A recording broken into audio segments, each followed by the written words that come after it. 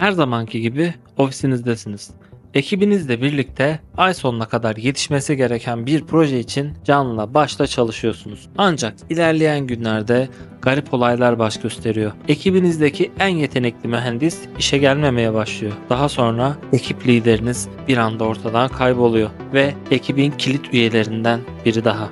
Tabii ki anlam veremiyorsunuz bu olanlara. Şirketinizde çalışan diğer arkadaşlarınız da aynı şeyleri anlatıyor. Diğer departmanlarda da aynı olaylar dönüyor. Biraz korku ve biraz da şüphe. Sonra bilinmeyen bir şeyin üretileceği hakkında duyumlar almaya başlıyorsunuz. İşte üretildiği ilk günden itibaren 2.3 milyardan fazla satılan ve 1.5 milyardan fazla aktif kullanıcısı olan iPhone'un hikayesi böyle başladı. Last Story Bender'a hoş geldiniz.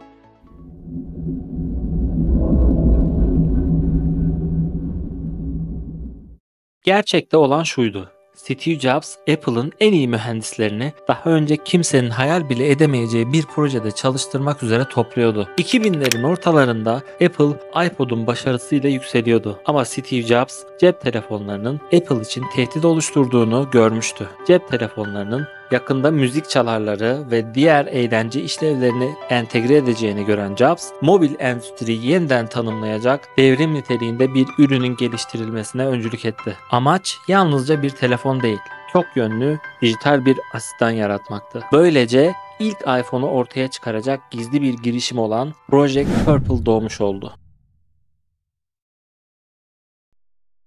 Ekibe seçmek istedikleri kişilere yeni bir projeye başlıyoruz. Ama bu proje o kadar gizli ki size bu yeni projenin ne olduğunu bile söyleyemeyiz. Kimin için çalışacağınızı da söyleyemeyiz. Size söyleyebileceğimiz tek şey eğer rolü kabul etmeyi seçerseniz hayatınız boyunca hiç çalışmadığınız kadar çok çalışacaksınız diyerek teklif götürüyorlardı. Her şey büyük bir gizlilik içinde yürütülüyordu. Hatta o kadar gizliydi ki projede çalışan mühendisler projeden ailelerine bile bahsedemiyorlardı. Bu ekip kıdemli tasarımcılar, yükselen programcılar, yıllardır Jobs'la çalışan yöneticiler ve yeni mühendislerden oluşuyordu. Apple'ın teknolojisinin kullanımının kolay görünmesini ve hissedilmesini sağlaması şirketin en güçlü yanlarından biriydi. Ancak iPhone'u yapmak kolay bir süreç değildi. Kıdemli bir iPhone mühendisi olan Andy Grignon bu sürecin yoğunluğu nedeniyle boşandığını bile itiraf etti. iPhone ekibi imkansız teslim tarihleri ve misyonlarla dolu bir projede çalışıyordu. Şirketin geleceği bu projeye bağlıydı. Ekip Cupertino'daki Apple merkezinde bir binayı tamamen kapayarak gizlilik içinde çalıştı. Çalıştıkları alana ulaşmak için kimlik kartlarını bazen 5, bazen 6 defa güvenlikten geçirmeleri gerekiyordu. Çoğu zaman çalışanlar hiç dışarı çıkmadan günlerini aynı bölümde geçiriyorlardı. Bu da çalıştıkları ortamda bir kokunun yayılmasına neden oluyordu. Bugün o takımda yer alanlar bu kokuyu pizza kokusu olarak tanımlıyorlar. Yapılan ilk akıllı telefon 2005'te Apple ve Motorola'nın çıkarmış olduğu Rocker adlı telefon oldu. Apple bu telefona iTunes desteği sunmuştu. Steve Jobs bu işbirliğinden pek de memnun değildi açıkçası. Fakat bu projenin kendisine mobil telefon dünyasında yeni ufuklar açacağını düşünüyordu. Rocker'ın geliştirilmesi 2005 yılı boyunca devam etti. Apple mühendisi Richard Williamson hepimiz Rocker'ın bir şaka olduğunu düşünüyorduk diyor. Gösteri sırasında Jobs telefonu yıkanmamış bir çorap gibi tutuyordu. Bir noktada Rocker arama yapmaktan müzik çalmaya geçemedi ve Jobs'ın gözle görünür bir şekilde tedirgin olmasına neden oldu. Yeah, I'll talk to you later. Thanks. Bye. So I go there and I just resume my music right back to where it was. Well, I was supposed to resume my music right back to where it was.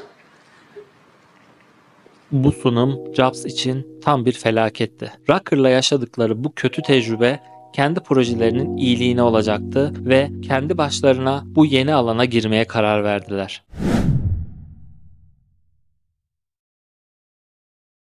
İlk iPhone'un geliştirme süreci başladığında Apple projeyi P1 ve P2 olarak adlandırılan iki ayrı ekibe ayırdı. Bu ekipler arasındaki ayrım ve rekabet Steve Jobs'ı etkilemek için oluşturulmuştu ve her iki ekip de farklı yaklaşımlar benimseyerek prototipler geliştirdiler. Tony Fadell liderliğindeki P1 ekibi iPod'un başarısını temel alarak dokunmatik ekranlı bir cihazda iPod OS işletim sistemini kullanmayı hedefledi. Bu ekibin geliştirdiği prototip iPod'un kullanım kolaylığını ve mevcut pazar payını korumak amacıyla dokunmatik bir iPod olarak düşünüldü. Scott Forstall liderliğindeki P2 ekibi ise daha yenilikçi bir yaklaşım benimsedi. P2, kaydırma tekerleği yerine dokunmatik simgeler kullanarak tamamen yeni bir kullanıcı arayüzü ve deneyim sunmaya amaçladı. Bu süreçte rekabet oldukça yoğun geçti ve sonuçta P2 ekibinin yaklaşımı galip geldi. Bu da günümüzde bildiğimiz iPhone'un temelini oluşturdu. Apple'ın donanım ve yazılım ekipleri iPhone'u yaratmak için mükemmel bir uyum içinde çalıştı. Scott Forstall tarafından yönetilen yazılım ekibi yeni dokunmatik teknolojiyi en üst düzeyde kullanan kullanıcı dostu bir işletim sistemi olan iOS'i geliştirdi. Donanım ekibi dokunmatik ekran, kamera ve sensörler gibi bileşenleri kompakt ve zarif bir cihazla birleştirmeye odaklandı. Ama tabii ki her şey güllük gülistanlık gitmiyordu. iPhone'un en tartışmalı özelliklerinden biri sanal klavyesiydi. Birçok kişi fiziksel klavyesi olmayan bir telefonun başarılı olmayacağını düşünürken Jobs tamamen yeni bir kullanıcı deneyimi yaratmaya odaklanmıştı. Jobs, dokunmatik ekranın ve sanal klavyenin kullanıcıların telefonlarıyla daha doğal ve sezgisel bir şekilde etkileşime girmelerini sağlayacağına inanıyordu. Microsoft CEO'su Steve Ballmer fiziksel klavyesi olmadığı için iPhone'un başarısız olacağını ilan etmişti. Apple yöneticileri de bu konuda endişeliydi. Jobs, ciddiyetini fiziksel bir klavye isteyenleri toplantıdan atarak gösterince bu konu sonsuza dek kapanmış oldu. Ayrıca iPhone'un ekranının cam olması gerektiğine karar verildi, ancak cam plastikten daha ağırdı ve montajı yerinde tutmak için daha güçlü bir yapıştırıcıya ihtiyaç vardı. Ekranın camdan yapılması düğmelerin nasıl çalışacağını ve cihazın dengesini de etkiliyordu. Jobs, dokunmatik ekran sorununu çözmek için Buzz Ording'in becerilerinden faydalandı. Ording'in dokunmatik ekran arayüzü üzerinde yaptığı çalışmalar Steve Jobs'ın dikkatini çekmişti ve iPhone projesinin başlamasında önemli bir rol oynadı. Ording'in en bilinen katkılarından biri Rubber Band etkisidir. Rubber Band etkisinin temel amacı kullanıcıların bir sayfa veya içeriğin sonuna geldiklerini görsel ve dokunsal olarak anlamalarını sağlamaktır. Bu, bir sayfanın en altına veya en üstüne ulaştığınızda sayfanın hafifçe geri çekilmesi ve ardından orijinal konumuna geri dönmesi şeklinde gerçekleşir. Bu animasyon kullanıcı deneyimini daha akıcı ve daha tatmin edici hale getirir. Animasyon Jobs'ı o kadar etkiledi ki iPhone'un geliştirilmesinde kritik bir adım olarak kabul edildi.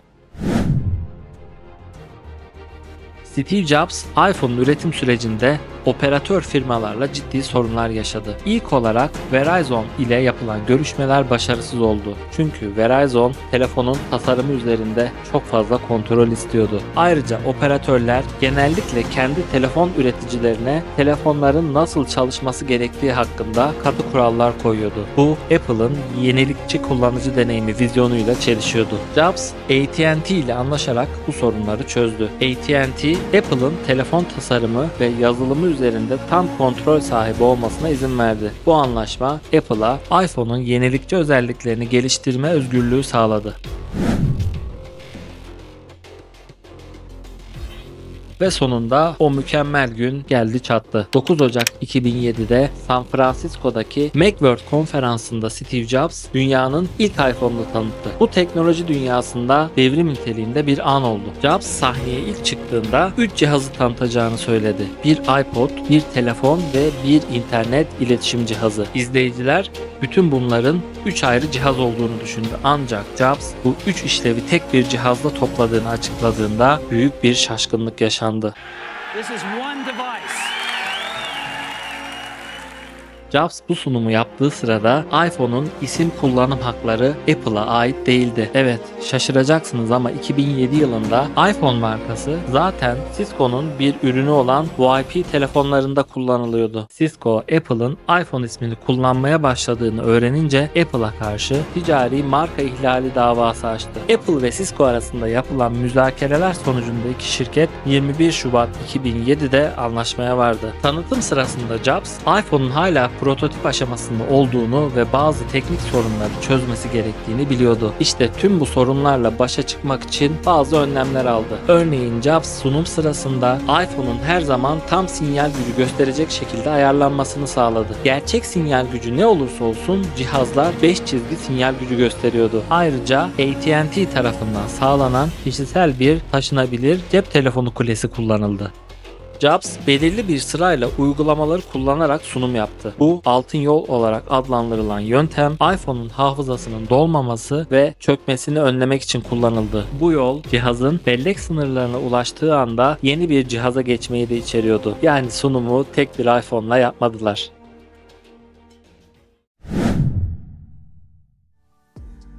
29 Haziran 2007 tarihinde piyasaya sürülen iPhone büyük bir başarı elde etti. İlk yılında 6 milyondan fazla sattı ve mobil cihazlar için yeni bir standart belirledi. iPhone'un başarısı yazılım dağıtımını devrim niteliğinde değiştiren ve geliştiriciler için de yeni bir ekosistem yaratan App Store'un yaratılmasına yol açtı. iPhone'un konseptten gerçeğe dönüşme yolculuğu, yenilik, kararlılık ve vizyonun bir kanıtıdır. Bu vizyon Apple'ı dünyanın en değerli şirketlerinden biri haline getirdi. iPhone'un hikayesi sadece bir cihaz hakkında değil, dijital dünyamızı şekillendirmeye devam eden bir devrim hakkında oldu.